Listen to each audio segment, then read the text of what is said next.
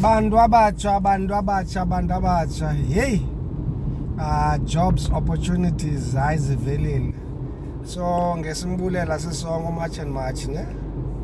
Jobs opportunities ziyavela, and the gap construction industry iyavela. Zimbabweans hayi ziyanideka construction.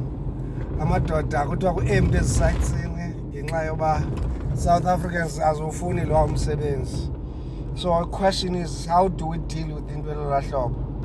I-project ziyama ngenxa yoba very few South Africans are prepared to hamba uyosebenza ezilantikeni kwi-construction site, but ndibone i-delivery omnye usisebonisa uba yes, i-delivery zam zimile, no drivers ezikhoyo for uyodeliverisha, meaning i-foreigners bebezithathile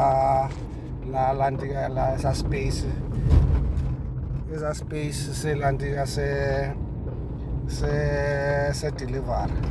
So abantu mabaphakame ngoku, kuhambe kuyozihotele, zininzi ihotele apha e-East London. Makuphakanye umuntu omtshamani, khawuphathe i-CV, khawulungise, khawuvuka ube klini kusasa, uhambe uyokhangela umsebenzi, uphathe i-CV yakho. Imisebenzi iyafumaneka, but siyabethakala kwa-construction.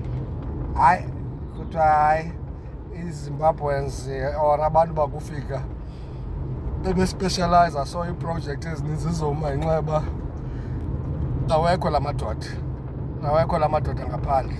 But ke siyayivuyela ithuba lemisebenzi, botsho bakwazi uvusa naba bengakwazi uvusa, noobhulu botsho noko bakwazi ufumana amantokazi. Good luck guys, masihambe siyofuna imisebenzi. Ispace isikhona ngoku.